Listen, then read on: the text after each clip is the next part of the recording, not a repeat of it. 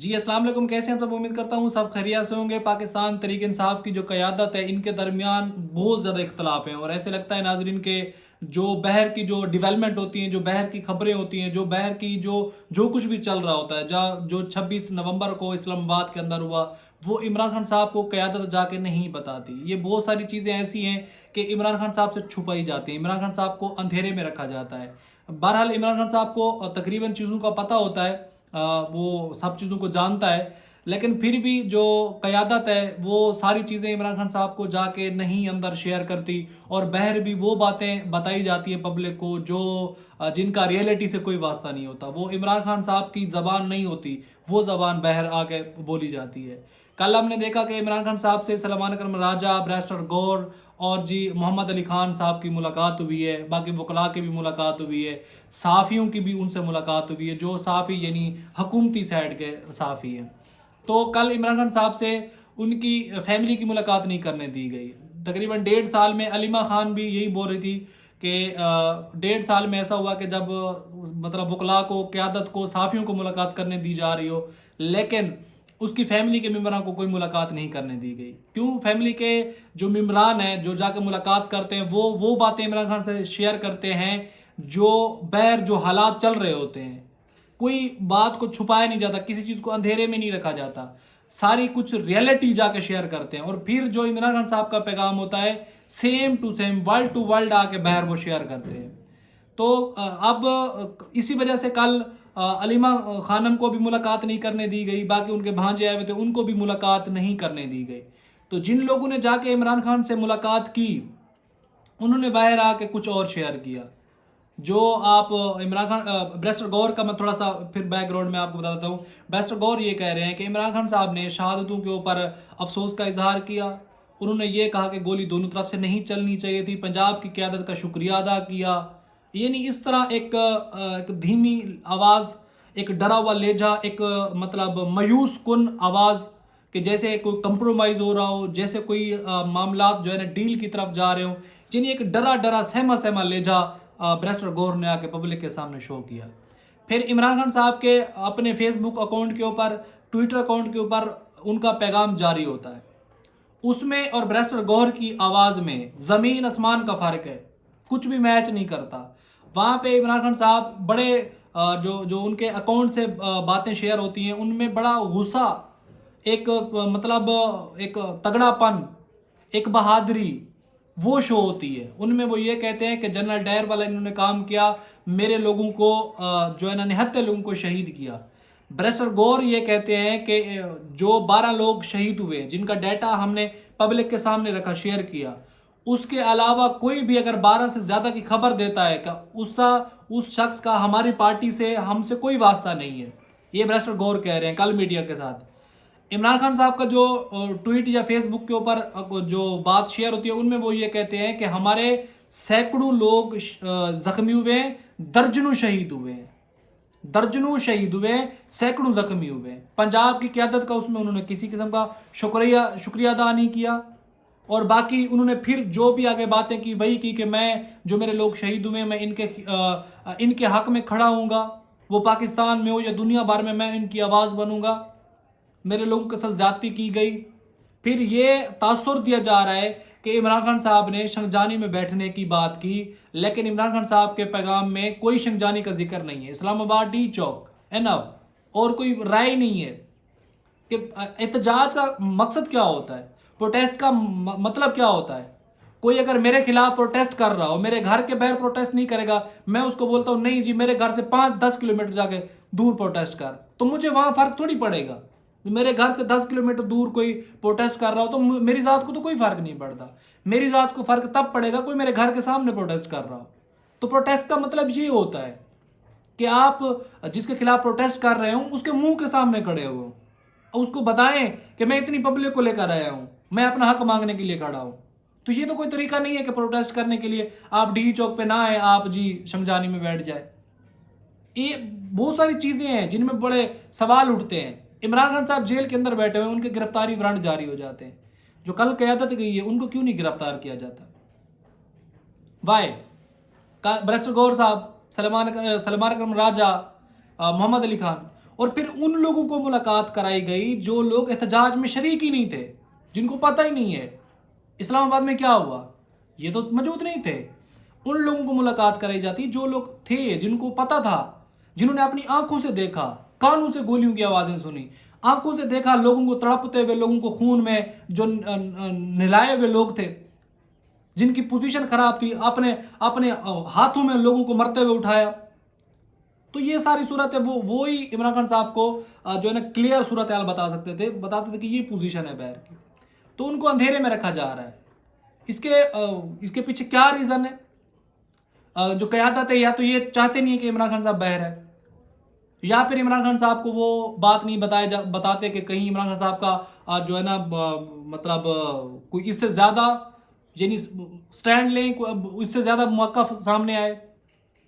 ये गरदार नहीं है पार्टी के साथ। मैं नहीं कहता कि पाकिस्तान तहरीक इंसाफ की जो क़यादत है गरदार है या कोई मायूसी की बात है। ये बहादुर नहीं है, बहादुरी इनमें नहीं है, डरपोक है। ये स्टैंड नहीं ले सकते, खड़े नहीं हो सकते। पंजाब के आप एहतजाज में देखा आप लोगों ने, पंजाब का कोई बंदा नहीं निकला। वो पता नहीं काफिले कहाँ कहाँ से घूम रहे थे, जरताज गुल का काफिला पत्नी इधर उधर घूमते घूमते ख़त्म हो गया। बाकी बप्पी साहब ये वो कुछ कश्तियों के ऊपर आए, उन्होंने टिकटॉक वगैरह बनवाई, उसके बाद चले गए। तो ये सारी चीज़ें जन्म लेती हैं। आगे चलते हैं कि जी अली अमीन गंडापुर साहब की एक मेहर शराफत के साथ ऑडियो लीक होती है। ऑडियो का बड़ा वो हुआ है, रात से भी लोग उसके ऊपर ब्लॉग बना रहे हैं। तो अली अमीन गंडापुर साहब मेहर शराफत को गंदी गंदी गालियां दे रहे, तेरी माँ की बारात लेकर आए थे, तेरी बहन की बारात लेकर आए थे, तू बड़ा बहादुर है। असल में मेहर शराफत, इसका बैकग्राउंड ये है कि मेहर शराफत ने ट्वीट किया कि ये दुम दबा के भागे, या इन्होंने जो है ना काफिला वहाँ पे छोड़ दिया, ये डर के भागे, इस तरह। फिर उसके ऊपर एक्शन हुआ अली अमीन गंडापुर साहब का, गंदी गंदी गालियां दे रहे हैं। तो इखलाकियात तो कम से कम उस पर तो काबू रखना चाहिए। सियासत अपनी जगह पे, किसी की आप ज़ातियात के ऊपर उसकी माँ बहन पे आ जाए तो ये तो कोई तरीका नहीं है, ये तो सियासत नहीं है। कम से कम अगर सियासत में हो तो फिर बर्दाश्त की क्वालिटी होनी चाहिए। आप मतलब अगर आपसे कोई सख्त सवाल करे या फिर कोई आपके से पूछे, या मेहर शराफत की गलती है, उसको ये ट्वीट नहीं करना चाहिए था, क्योंकि अली अमीन गंडापुर साहब ने बहुत ज़्यादा पूरी पार्टी में तकरीबन जो तकलीफ़ें बर्दाश्त की हैं, शायद वो अली अमीन गंडापुर, क्योंकि एक काफिले को लीड करना, फिर सारी जिम्मेदारी काफिले की अली अमीन गंडापुर साहब के ऊपर थी। तो ये सारी जो एक बंदा लीड कर रहा होता है ना, उसको पता होता है कि उसके लिए कितनी परेशानी होती है, कि उसकी सारी एक एक शख्स की जिम्मेदारी है, उनको खाना पीना देना है, उनकी जो है ना रात को ठंड में उनकी जो है ना उनको सर्दी से कैसे बचाना है। सर्दी थी इस्लामाबाद के अंदर, अभी भी सर्दी है। फिर जो लोग मरे हैं जिम्मेदारी अली अमीन गंडापुर के ऊपर है। तो इस तरह की जो है ना मायूसी फैलाना, फिर ट्वीट के ऊपर, एक तो आप लोग काफिलों के अंदर शरीक नहीं हुए, दूसरा फिर आप जो बंदे लीड कर रहे थे, जो सामने थे, जो कुछ भी हो, जितनी भी मार खाते हुए, शेल बर्दाश्त करते हुए, सब कुछ बर्दाश्त करते हुए डी चौक पर तो पहुंचे। आगे पर जब इस तरह की अंधाधुंध फायरिंग चलाई जाए, गोलियां चलाई जाए, तो उसमें तो कोई स्टैंड नहीं ले सकता। अच्छी अच्छी ट्रेनिंग याफ्ता आर्मी हो, वो भी रेंजर हो, कोई भी खड़ा नहीं हो सकता। क्योंकि जब आपको ऊपर से गोलियां चल रही हो, नीचे आप निहत्ते लोग हो, आपके हाथ में कुछ भी ना हो, तो फिर ऐसे ही होता है। आगे चलते हैं जी। कल डीपीओ अटक साहब ने जो है ना प्रेस कॉन्फ्रेंस की। प्रेस कॉन्फ्रेंस में वही वो बताते हुए नजर आ रहे थे किस तरह हमारे ऊपर जुल्म किया गया। पहले ये लोग आए, इन्होंने जो है ना हमारे पुलिस वालों को मारा, फिर आए, फिर इन्होंने मारा, उसके बाद फिर जब आए तो 147 लोगों को, मेरे पुलिस एहलकारों को जख्मी किया। उसकी रेड लाइन थी अटक वाली, वो तो लोगों ने बाढ़ के रख दी। लोग आए काफिले में आए तो फिर वो उसकी रेड लाइन नज़र कहीं पे ना आई। तो फिर उन्होंने एक वीडियो जारी की, स्क्रीन के ऊपर चलाई, उसमें दिखाया कि ये देखें इनके पास बंदूकें हैं, ये बंदूकें लेकर आते हैं, इनके पास असला होता है। यही सेम वीडियो 4 अक्टूबर को उस्मा बुखारी ने चलवाई। सेम एक ही शख्स है जिसके हाथ में बंदूक है, 4 अक्टूबर को उन्होंने वहां पे चलाई। अब जो 24 नवंबर वाले एहतजाज पे डीपीओ अटक ने चलाई। इनकी सूरत हाल ये है। ये अब सारी जो बाकी जो टाइम है, जब तक इनकी सियासत है, जब तक इनका कब्जा है, यकीनन ये जो है ना वजाहतें देते हुए नजर आएंगे। गोली क्यों चलाई, ये हैशटैग जो है ना इनका पीछा नहीं छोड़ रहा, नहीं ये हैशटैग इनका पीछा जल्दी नहीं छोड़ेगा कि गोली क्यों चलाई। ये सबसे बड़ा सवाल है। उसमें एक शख्स भी शहीद हुआ हो, वो कोई भी वो मतलब फोर्सेस की तरफ से हो, सिक्योरिटी एहलकारों की तरफ से हो, या फिर निहत्ते पुरअमन एहतजाज करने वाले लोगों की तरफ से एक शख्स भी मरा हो, तो ये सवालिया निशान है कि गोली क्यों चलाई, क्यों एक शख्स भी क्यों मरा। आखिर ये सारी चीज़ें हैं ना। आगे चलते हैं जी। पीटी सिंध के जनरल सेक्रेटरी पार्टी पीटीआई के ओहदे कोर कमेटी की रुकनियत से मुस्ताफ़ी हो गए। इनका मैं नाम आपको बता देता हूँ। ज़राए के मुताबिक तरीके इंसाफ के रहनुमा एडवोकेट अली पल का कहना था कि उन्होंने अपना इस्तीफा चेयरमैन तरीके इंसाफ बैरिस्टर गौर को भेज दिया है। अली पल के मुताबिक उन्होंने पार्टी अहदे से ज़ाती मसरूफियात की वजह से इस्तीफा दिया, क्योंकि वो जिस अहदे पर फैज थे उसके हिसाब से पार्टी को वक्त नहीं दे पा रहे थे। उन्होंने कहा कि अहदे से अलहदगी के बाद अब पार्टी का और कोई वर्कर इस अहदे और इस जिम्मेदारी के साथ इनसे ज़्यादा बेहतर तरीके से काम कर सकता है।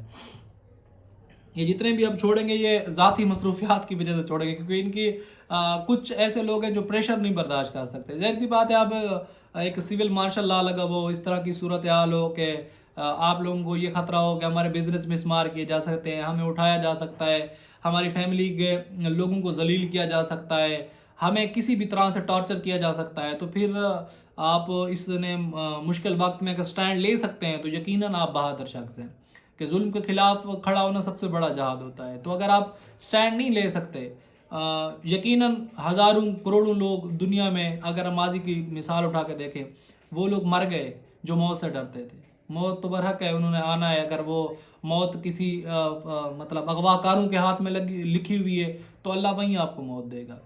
जितने दिन आपके ज़िंदगी के हैं, जितनी सांसें हैं, जितना रिज्क अल्लाह ने ज़मीन के ऊपर आपका लिखा है, उससे एक जो है ना एक लम्हा भी आगे नहीं जा सकता। जितना टाइम आपकी ज़िंदगी का, उससे आप एक लम्हा भी आगे नहीं जा सकते। तो ज़िंदगी में तारीख़ में ऐसा कुछ करके मरें कि कम से कम तारीख़ आपको याद करे, लोग आपको याद करें कि आप जो है ना मतलब पाकिस्तान के लिए या तारीख़ में कुछ करके मरे थे। तो अब तक के लिए इतना ही। अपना बहुत सारा ख्याल रखें। पाकिस्तान जिंदाबाद।